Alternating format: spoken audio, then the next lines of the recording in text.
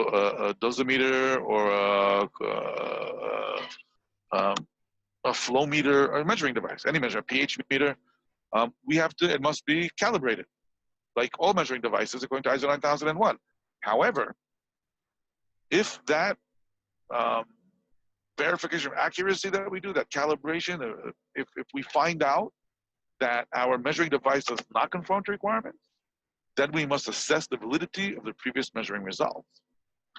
And if we're talking about a CCP or an OPRP, that might mean that if we don't know what the validity of the measurement result was in the last 10 weeks, 10 months, we have a big problem. We might be facing a big recall. We might be harming people. So it continues to say the organization shall take appropriate action in relation to the equipment or process environment and any product affected by the nonconformance. It is our recommendation, also, by the way, it's a USDA requirement that measuring devices that measure CCPs must be verified at least daily. Okay, this is our interpretation. This is not written in the standard, but it's my interpretation of what's written there. Devices used to monitor CCPs and OPRPs should be verified for accuracy at least daily. It doesn't have to be sent out to a calibration company and have to pay thousands of dollars. Just make sure that every day you know your measuring device is accurate, because the day you find out it's not, you have product on your hand that you can't vouch for. It may have been processed without the benefit of its CCP or OPRP. Control of nonconformities, 8.9. Here is one of the places where I do not like the difference between CCPs and OPRPs, and I wish they hadn't written this, but it's in the standard, so I'm going to talk about it. CCP says when critical limits at CCPs are not met, effective products shall be identified and handled as potentially unsafe products. Simple, straightforward, true, always has been, always will be. If it were up to me, if I were to make the decision, then I would say the same thing. I would say when critical limits or action criteria at OPRPs are not met, exactly the same. I wouldn't make a difference. But the standard writers did give us a little bit more freedom with OPRPs. And the wording is as follows. Where action criteria for an OPRP are not met, the following shall be carried out. 3 things. Determine the consequence of that failure, determine the cause of the failure, identify affected products and handling in accordance with handling of potentially unsafe products. Okay? So it's giving us room for thought and less. CCP says, doesn't matter. You can do it, doesn't matter what were the consequences, what were the causes, it doesn't make a difference. When critical limits are not met, it's identified and handled as unsafe. Well, when OPRP is not met, then you have something to talk about. What are the consequences of the failure? What caused it? Blah, blah, blah. I do not like this, but it is in the standard.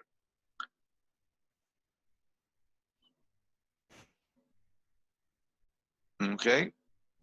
And now we're talking about 894. So what this made reference to is here, I went back. So it says, when critical limits are not met, blah, blah, blah, potentially unsafe products will be handled as potentially unsafe. And here it says, according to handling potentially unsafe, 894 is the standard clause for handling potentially unsafe products. It's what we usually will call the non-conforming product clause. And here also there's difference between CCP and OPRP that, again, I don't like for the same reason. So products affected by failure to remain within critical limits shall not be released. Shall be handled according to non-conforming products. Simple, always will be, always has been, no fooling around. You have not met your CCP, you are not conforming. Boom. OPRPs, on the other hand, products affected by failure to meet action criteria for OPRP shall only be released as safe when any of the following conditions apply, and then we have ways to release it as safe. So it says, okay, if you have evidence other than monitoring that the control measures have been effective, you can release it. If you have evidence that combined effective control measures have conformed to the performance intended, you can release it.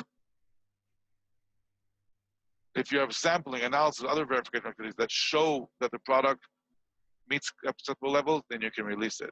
So you have ways of releasing a product that did not meet its action criteria because it was an OPRP, which you don't get for CCPs because CCPs are so unequivocal, they're so clear cut. And it is now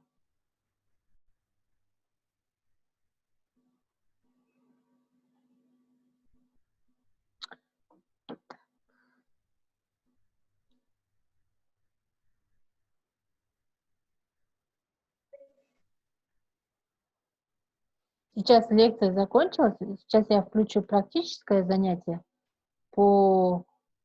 Слышно, да, меня? Сейчас я практическое занятие включу, и мы просмотрим именно по стандарту, как выполняется.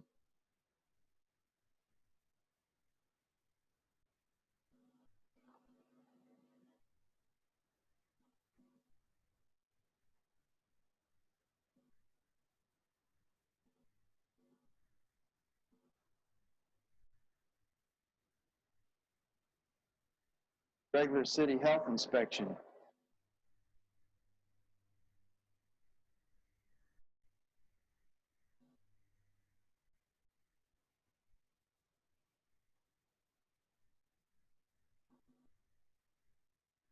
Is manager here today? No, the manager's out sick today, and John and Harry are in the back, the other kitchen employee, and today's Harry's first day. Oh, okay. So I guess you're in charge.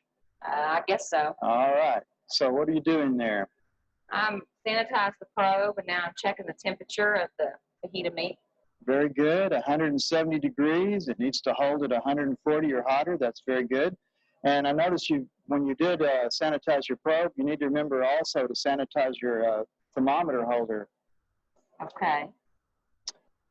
Well, let's see here. Oh, I see a violation over here. The trash can for your customers needs to have a cover on it. Oh, okay. I'll let my boss know that. Do you have a copy of the last inspection report? Yes, it's on the office door. Okay, well, we'll get to that when we get back there. You must post your last health inspection report in the kitchen area so management employees can be reminded of the last inspection and what violations were marked. The main concern should be to correct everything that was noted and not have any repeat violations. I see you've got a drink there with a lid and straw. That's proper. Okay, yes, my boss said we could have one with a lid and a straw. Okay. The city of Irving allows you to have a beverage as long as it has a lid and a straw.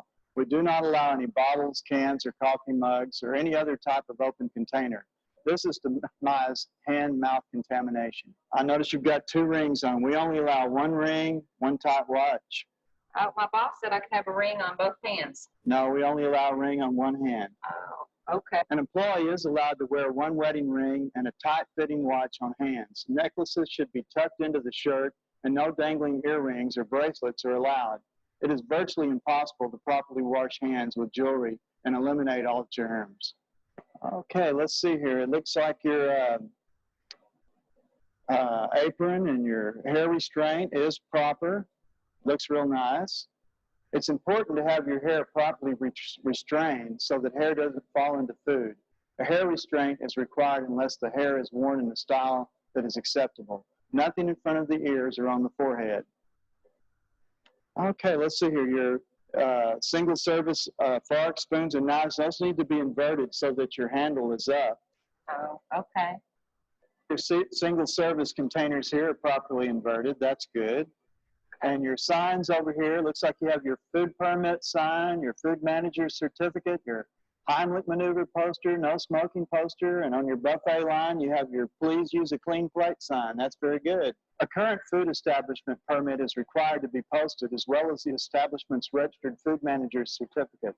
The Heimlich poster or choking poster is required to be posted, and a please use a clean plate sign is required at the buffet line.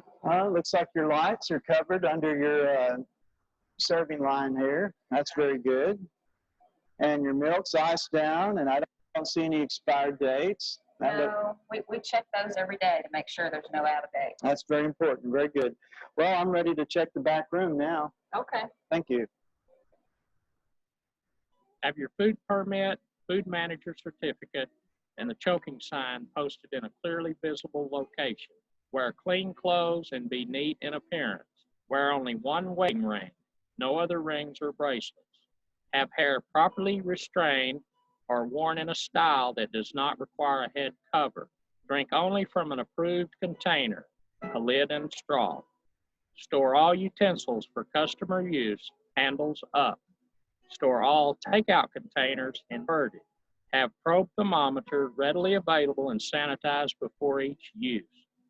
Make sure that cooked foods are at least 140 degrees Fahrenheit before placing on the steam table for hot holding. Ensure that all food products, such as milk, are not past their expiration date before use. Have covers on trash containers in customer areas. Harry, is that a cigar? You can't smoke back here. And your door's propped open. Your delivery man's long gone. It needs to stay shut to keep insects and rodents from coming in. And outside here, your grease barrel, it doesn't have the lid on tight, and your dumpster lids are open. That's a violation. All food must be from an approved source, which is from a licensed and inspected facility. Foods prepared at home may not be used in preparation or sold. Hello, John. Haven't seen you in a while. What are you doing there? Well, hello. Well, I'm just going through the milk. Make sure that we pulled out all the outdated items. We wouldn't want to serve them. We separate them from the good product, and because we get credit from the vendor. Okay, very good. You've got it marked. Any expired product cannot be used or sold if a food product is out of date. It'll be marked as a violation unless it's stored in a marked return bin. The same goes for molded, rotten produce. Our code says nothing is past its sell by, use by, or best by date. What are you doing now? Oh, well, it's just basically the same principle. I'm pulling out the vegetables that are no longer any good, all the produce that's just not up to our quality standards here. Okay, very good. Any expired product cannot be used or sold if a food product is out of date. It'll be marked as a violation unless it is stored in the marked return bin. The same goes for molded, rotten produce. Our code says nothing can be used past its sell by, use by, or best by date. Well, let's see. What do we got back here in the old walk-in? Oh, back here, this is a violation, John. You've got a raw chicken stored over produce. It's a violation to store raw chicken or other raw meats over other foods. Juice or blood containing bacteria may fall or drip on the food below, resulting in cross-contamination. You've got some cases on the floor, some watermelons on the floor that need to be up off the floor. Yes, sir. Well, the bucket's okay, isn't The it? bucket's okay because it has a proper cover. It's got tall sides, so it's impervious to cross-contamination. So you can Okay. still have the bucket down there. Okay, great. Now I'll move the boxes and the watermelon. Your foods here seem to be properly covered. That's good. I see dates on them, used by dates. That's also very good. Let's see. I'm going to need to check if some temperatures in here on your chicken. Need to sanitize my probe thermometer here so I don't cross-contaminate that chicken. Ah, very good. It's at least 38 degrees. Of course, you know you have to hold all cold food at 41, so your cooler's working great. All potentially hazardous foods held in a cooler must maintain an internal temperature of 41 degrees Fahrenheit or colder. That's the product temperature, not the air temperature of the cooler. Probe thermometers should be used to check the internal temperature of any of the food in the cooler. Keep outside doors closed except when in use. Keep lids closed on outside dumpsters and grease containers. No smoking of any kind except in properly designated areas. Use only food from approved sources, no food from home. Segregate any expired products must be kept for credit and clearly marked do not use. Do not store raw poultry, eggs, meat, or fish above other food products. Do not store food items on board. Keep all foods covered in storage. Do not leave products in cans that have been opened. Always maintain product temperature in cold holding units at 41 degrees Fahrenheit or below. Oh, Harry, that's a major violation. You can't eat and drink in the kitchen. You've got to eat either in the office area or in the dining room. Employees may only eat and drink in designated break areas. Offices are in the dining room with the exception of a drink with a lid and a straw. Oh, good, you're washing your hands. It's very important to wash hands after eating, drinking, smoking, using the restroom, before and after handling any food, between handling raw and ready-to-eat foods, after cleaning, and after touching any part of your body. It's very important to use warm water and scrub with soap for at least 20 seconds and dry hands with a paper towel. Don't use a cloth and don't use an apron for drying hands. If an employee has a Band-Aid on their hands, they must wear a glove to protect the wound from contaminating the food. An area around and under the Band-Aid cannot be washed properly. Also, the Band-Aid doesn't come off in someone's food. If an employee doesn't have a Band-Aid on, they may want to use the hand sanitizer after they dry their hands instead of the gloves. An employee must either wear gloves or use the hand sanitizer after hand washing before handling ready-to-eat foods. Well, you just keep messing up here. You've got on dirty clothes. You just wiped your hand with your gloves. You need an apron on, and you've got a cloth in your pocket. The cloth needs to stay in the sanitizer bucket between use. Depending on their illness, a sick employee may be put on restricted duty, such as non-food or utensil handling work, or they may have to be completely restricted from coming to work. Your supervisor will be the one to determine this, but you must make him or her aware of your illness. No eating or drinking in food areas except drinks with lid and straw. Do not ever block access to hand wash sink. Always keep every hand wash sink supplied with soap and paper towels. Thorough hand washing is required when starting work shift, after going to the restroom, after handling raw food products, before handling clean utensils, after coughing, sneezing, touching hair or face, after sweeping, mopping, or other cleaning, generally when hands are soiled. Band-Aids must be covered with gloves. Employees with certain illnesses must be excluded or restricted from handling of food or clean utensils. Harry, that's a violation to stack food directly on the floor. You know better than that. And this chicken here, it's 64 degrees. It's in the danger zone. That should have been stored on ice. That's going to have to be destroyed. All potentially hazardous food must be kept out of the danger zone, 41 degrees to 140 degrees during storage, preparation, and holding, because germs that cause foodborne illness grow in the danger zone and they multiply. So it's very important that potentially hazardous foods stay outside of that range or short periods in the danger zone, or sometimes unavoidable, but must be kept to a minimum. Okay, let's see. Oh, Harry, here you're defrosting a frozen chicken. Should always be under running water when you defrost. Always keep it under running water. The proper way to defrost is under cold running water with drain open in the cooler or in the microwave if to be cooked immediately. Never leave out food on the counter or put in standing water. However, the best method is to plan ahead and thaw out under refrigeration. This is sitting out to be prepped, but it has an expired date. You're going to have to destroy that. And over here, I see you're stacking food without a cover. Should have a cover on this product before you stack another cover on it.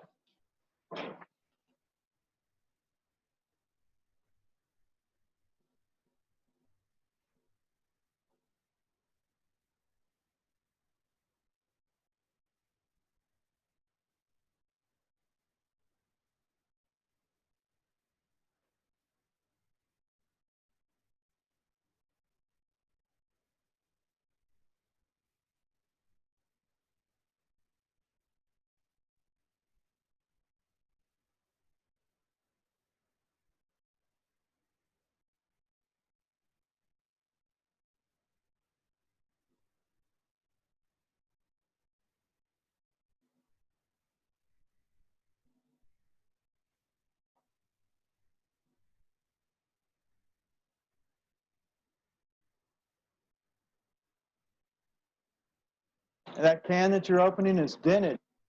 You can't use it. You're going to have to destroy that.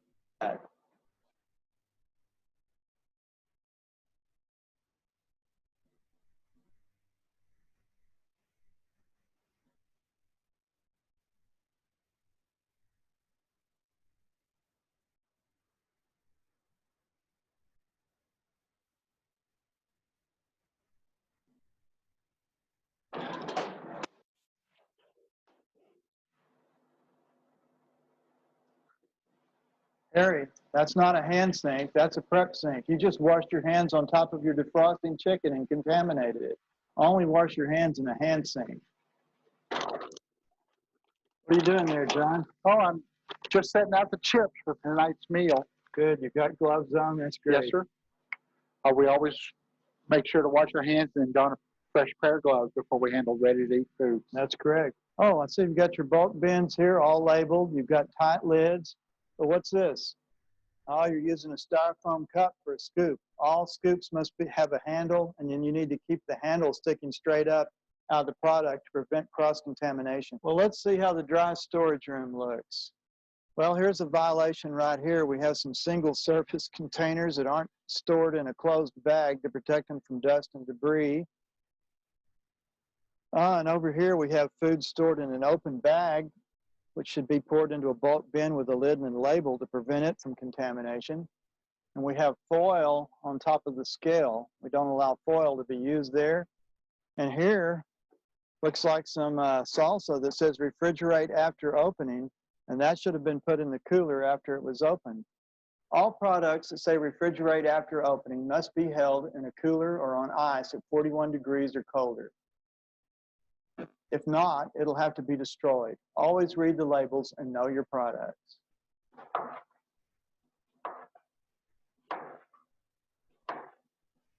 Where are you going with those? I'm taking them back to the refrigerator to make sure they stay good and cold before we Very set them out good. on the line tonight. Store them at 41, that's great. Cut melons are properly being placed in the cooler to keep it out of the danger zone. Once melons are cut, they become a potentially hazardous food and require refrigeration. What are you doing here? Well, I'm washing the lettuce for the salad.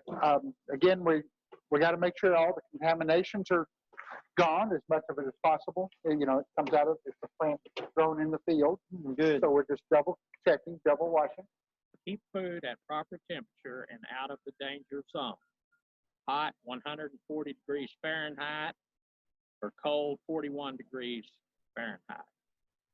Thaw frozen foods in the cooler at 41 degrees Fahrenheit or less under cold running water, in microwave, then immediately cook. Do not use any food products past their expiration date. Do not stack unprotected foods on top of one another. Wash hands only in hand wash sink. Label all product containers. Do not leave products stored in open bags. Cover single service articles in storage.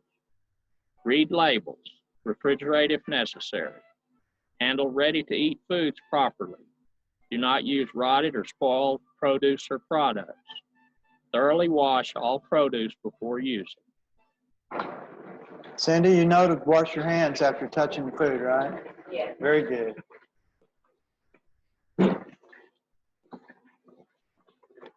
Harry, you just touched a raw chicken and then you handled lettuce. You're gonna have to throw that lettuce away. It's been cross-contaminated. Not in that trash can, it doesn't have a liner.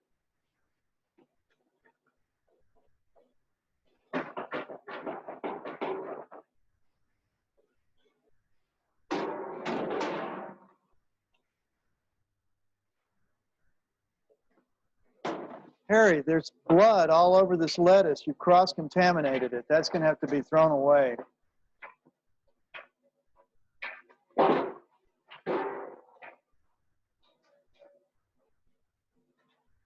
Harry, that's a prep sink, not a warewashing sink. That needs to be washed in a 3-compartment sink, not in a prep sink or not in a hand sink. Hand sinks are not for washing pans. Hand sinks are for hand washing only. Utensil sinks or dishwashers are for pans. Food prep sinks are for food only. Mop sinks are for mops and mop water only. Well, John, what are you doing there? What can you tell me about your hot holding food back there? We try to serve it, take it out to the line at 165 degrees. So we're just trying to keep it at least 140. Tell me about your cooking temperatures. We just make it simple. We cook everything to 165 degrees. Okay.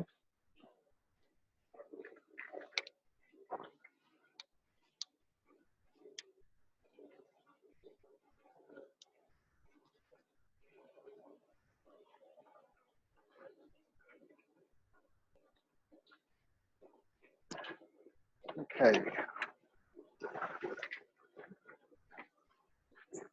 65. Very good. Okay. Cold items, we try to keep all potentially hazardous foods at 41 degrees or colder, except of course when they're cooked. Okay, I'm getting 39 degrees now. So we've kept it on ice, so that should be good for it. Very good.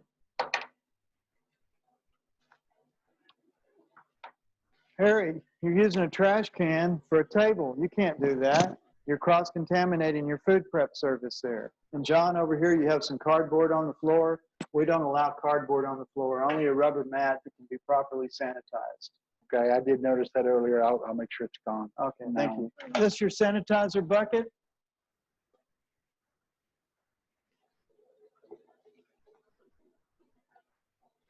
That's good, 50 parts per million. Chlorine-based sanitizer must be 50 to 100 parts per million. Blue to purple is just right. Black is too strong. Keep wiping cloths stored in a sanitizer container between use in order to avoid spreading germs. Change out the sanitizer water several times during the day. John, you have foil on your backsplash of your oven. That's a violation. That's not a sanitizable surface. Okay.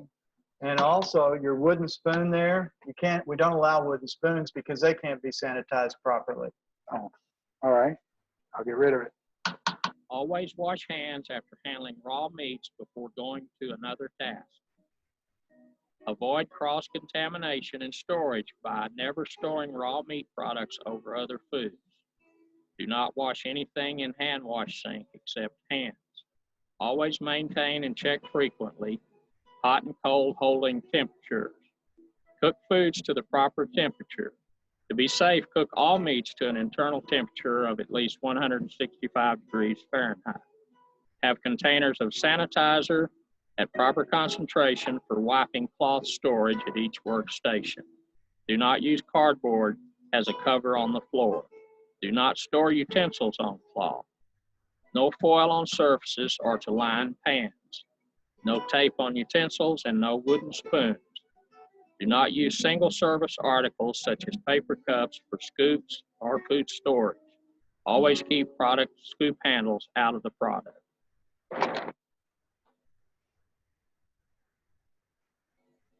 Так, на сегодня все у нас занятие. Время вышло, говорят. До встречи на следующих занятиях.